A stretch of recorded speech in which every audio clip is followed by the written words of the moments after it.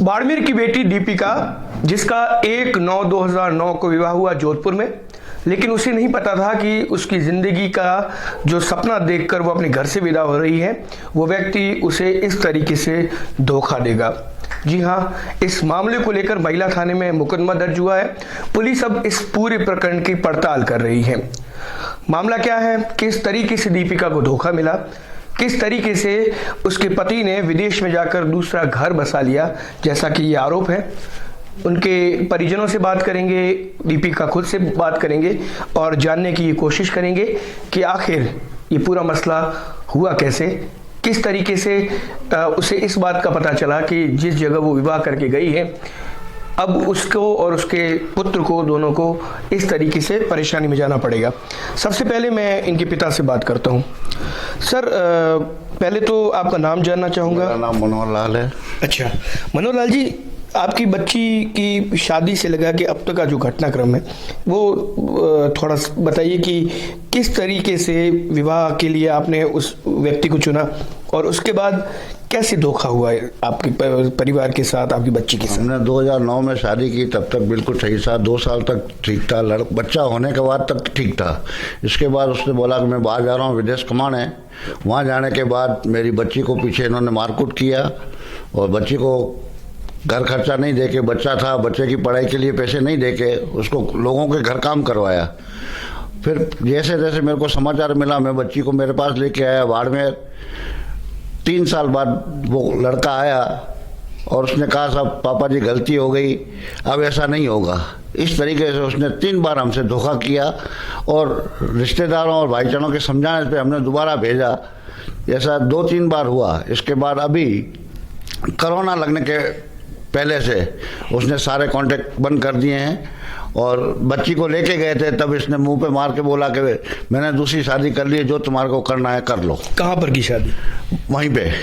अभी वो कहाँ है? विदेश में है, अभी मॉस्को में। अच्छा, मॉस्को में। हाँ। आंटी जी, आपको कब पता चला कि आपके जो दामाद है वो आपकी बच्ची को परेशान कर रहे हैं, ससुराल वाले परेशान कर रहे हैं? ये तीसरी बार इनको लेके गए थे ना, तभी से इनको परेशान करती थी, तो बहुत करती थी, मैं बहुत परेशान हूँ, मैं परेशान, आप अपनी मम्मी को समझाओ। तो बोला नहीं, सब सही हो जाएगा, 15-20 दिन में हम आ जाएंगे, तू टेंशन मत ले, खाना मिले तो खाना, नहीं तो भूखी सो जाना, टेंशन मत ले, मैं आ जाऊँगा। ऐसे कहते थे, अब टेंशन मत लेना।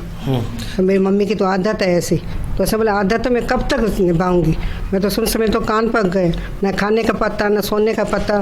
मेरी मम्मी से बात कर, तो मेरे को रोना आता है, मैं क्या करूँ। तो आपने अंकल जी जब शादी हुई थी तब आपने अपनी हैसियत के अनुसार तो खूब जो आप कर सकते थे अपनी बच्ची के लिए, दामाद के लिए, वो किया होगा? हाँ किया। हमने करीबन 25-30 तोला सोना दिया, घर का सारा सामान दिया, जितनी मेरी हैसियत थी, क्योंकि हमें खुशी थी कि पहले बच्ची की शादी है, हम अपने अच्छे तरीके से करें तो मेरे दूसरों बच्चों की भी शादी उस तरीके से होगी, इसलिए हमने जितना भी था उससे भी मेरी हैसियत से ज़्यादा किया था। देखिए, एक बाप जब अपनी बच्ची को अपने घर से विदा करता है तब उसकी मन में उम्मीदें होती हैं कि वो अपनी बच्ची को वो सारी खुशियां दे जिसकी वो हकदार है। दीपिका से बात करते हैं। दीपिका, आपसे ये जानना चाहूँगा कि क्या हुआ था, पूरी घटनाक्रम किस तरीके से हुआ? आप माइक छोड़िए, आप बोलिए। मेरी शादी 2009 में हुई थी। 4 साल तो सबसे अच्छा चला, सब सही चल रहा था, 2 साल सब सही चल रहा था। 4 साल 4 साल के बाद जैसे ही बाहर गए 2014 में, उसके बाद चेंज हो गया, उसका खर्चा पानी भी नहीं दिया नमन का। और पीछे मेरे ससुराल वालों ने मेरे को दूसरों के घर पे काम करने के लिए भेजा गया। 8-9 महीने मैंने काम किया, तो भी मैंने अपने हस्बैंड को बोला, तो बोला कोई बात नहीं, ऐसा मेरा मम्मी नहीं कर सकती। मैंने कहा मम्मी ने किया है, तो बोला कोई बात नहीं, मैं आऊँगा तब सब सही कर दूँगा। ऐसे करके 2-3 बार आया, 2-3 बार आके मैं समझा के गया। फिर मैं पापा इनों के पास गई, फिर वापस आया लास्ट में, तो बोला मैं लेके जाऊँगा और 15 दिन मेरे साथ रहे। अगर नहीं रहे समझ में आता तो मैं वापस बाड़मेर छोड़ के जाऊँगा आपके यहाँ। तो जोधपुर आते ही दूसरे दिन रवाना हो गया। फिर मैं वहाँ पे साल भर रही, फिर भी वही तमाशा, सास नड़न सबने मेरे को परेशान किया। फिर तैसे तैसे करके मैंने पापा को बोला कि मेरे को वापस बाड़मेर लेके जाओ। फिर आपसे ये लोग क्या काम करवाते थे? आप रहते कहाँ थे? किस जगह आपका ससुराल है? मेरा ससुराल जोधपुर हाउसिंग बोर्ड में। और आपको क्या काम करवाया उन्होंने? दूसरों के घर पे झाड़ू पोछे करवाए थे। अच्छा। मैंने 7-8 महीने काम किया दूसरों के घर। कितना पैसा मिलता था उसके बदले? मेरे को 3000 मिलते थे मंथली। मतलब इन सारे घरों से काम करने के? हाँ, मैं एक ही घर 2 घर में ही काम करती थी। 3-4 हजार? हाँ। अच्छा। जो उससे फिर आप अपने बच्चे की पढ़ाई वगैरह? पढ़ाई भी, ट्यूशन फीस सारा मैं ही खर्चा करती थी। ससुर जी छोड़ के आते थे, फिर आते समय मैं को वहीं से मैम छोड़ के जाती थी घर पे। अच्छा। और कोई भी घर पे घूमने आता तो बहू कहाँ है कि घूमने गई है, आज मार्केट गई है, ऐसा करके बोलती थी। अच्छा, फिर आपको कब पता चला कि आपके पति ने दूसरी शादी विदेश में कर ली है? वो तो विश्वास पे बैठी थी कि मैं आऊँगा तब सही हो जाएगा, मैं आपको इंडिया पापा वहाँ भी मकान जोधपुर में बना के दे दूंगा, ऐसा ही बोल के गया था। नहीं, आपने कोई फोटो देखे जो नई शादी उसने की है? ऐसे कोई फोटो आपने देखे, आपके पास आए? हाँ, फोटो आए ना। फोटो देखे थे तभी हमको पता चला कि उसने दूसरी शादी की है, उसको 2 बच्चे भी हैं। तो आपने जब ये फोटो देखी तब आपने कांटेक्ट करने का प्रयास नहीं किया? भाई ये क्या है, मैं आपकी बीवी यहाँ बैठी हूँ, आप दूसरी शादी? कांटेक्ट सारे ब्लॉक कर दिए, नंबर सारे डिलीट कर दिए, नए नंबर कर दिए। मैं किससे बात करूँ? ससुराल वाले तो मना कर दिया, जब आपका हस्बैंड आएगा तब बात करना। तो फिर आपने मुकदमा कब दर्ज करा है? पुलिस के पास कब पहुँचे आप? 18 तारीख, जनवरी की 18 तारीख को। इसी जनवरी? हाँ, इसी 18 तारीख को गई थी। अच्छा, आपका मुकदमा दर्ज है? हाँ, मुकदमा दर्ज करवा दिया। बाड़मेर एसपी से मिले थे आप? जी। क्या कहा उन्होंने?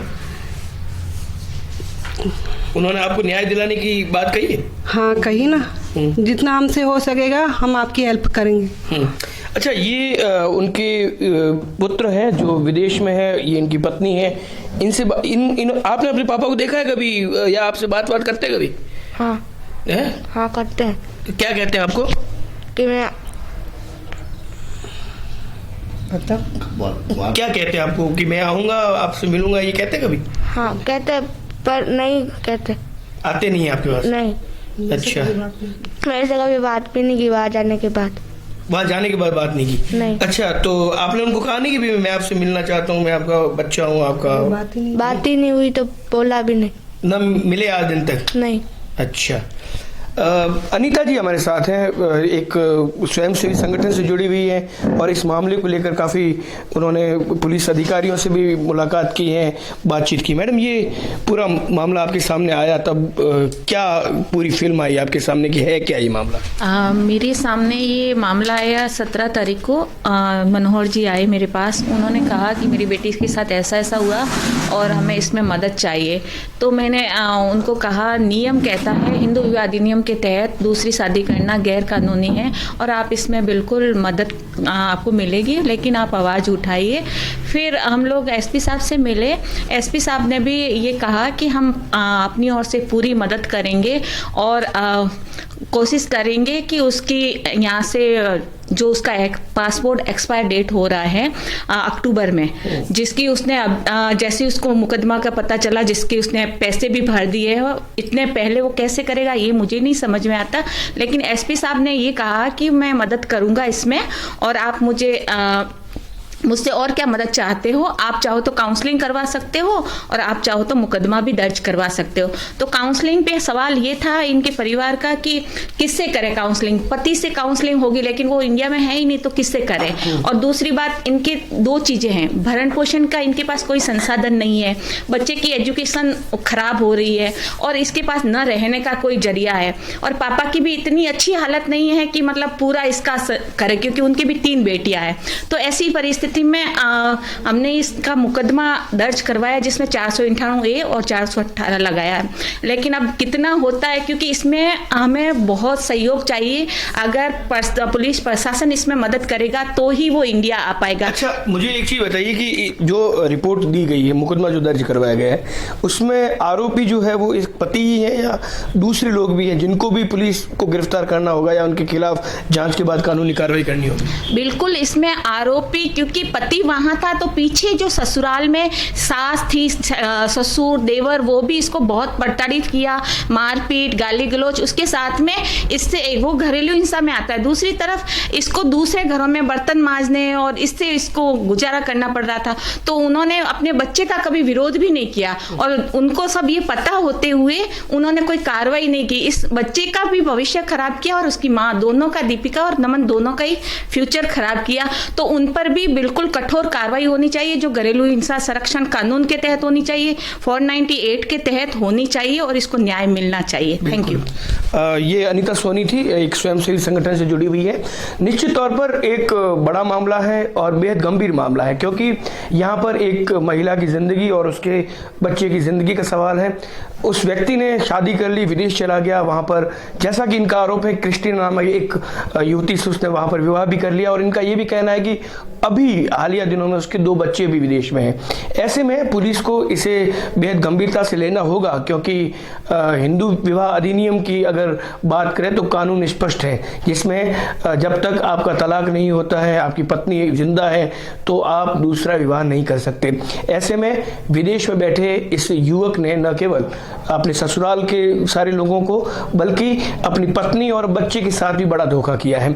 और इन्हें उम्मीद है न्यायपालिका से, पुलिस से, कि न्यायपालिका और पुलिस इनकी जो वाजिब बात है उसके ऊपर विचार करे, जांच करे और उसके बाद जो लोग दोषी हैं, चाहे ससुराल पक्ष में है, चाहे वो विदेश में बैठा इनका पति है, उनके खिलाफ सख्त कानूनी कार्रवाई अमल में लाए।